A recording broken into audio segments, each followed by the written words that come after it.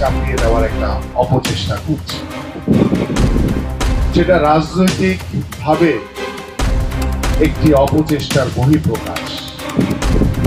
কিন্তু আমরা বাংলাদেশ জাতীয়তাবাদী দল বিএনপি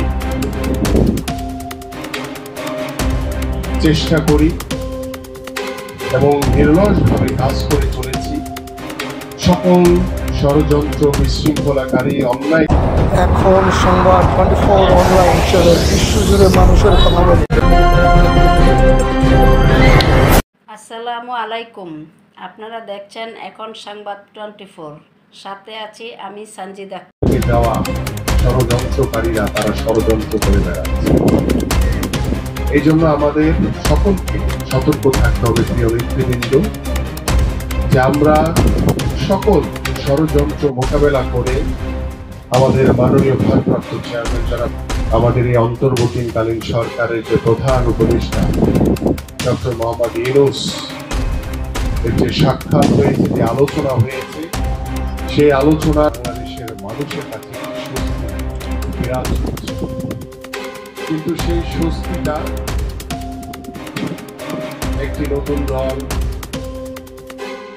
আল বদর বাহিনীর কিছু নেতারা রয়েছে যারা এটাকে ভালোভাবে মেনে নিতে পারছে।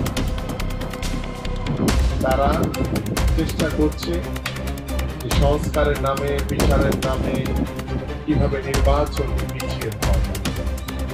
সংস্কার তো আপনি রাতারাতি করতে পারবেন, সংস্কার একটি চলমান প্রক্রিয়া, এটা যুগের পর যুগ চলমান থাকবে। আর বাংলাদেশের বিচারের প্রেক্ষাপটে আমরা এখন পর্যন্ত এই প্রায় 11 মাস পার হয়ে আমাদের 12 মাস, প্রায় 1 বছর হয়ে গেছে। যে 1 বছরে এখন পর্যন্ত সংস্কারের সহ আমরা দেখতে পাই না। আমরা বিচারের আমরা দেখতে পাই না এখন পর্যন্ত।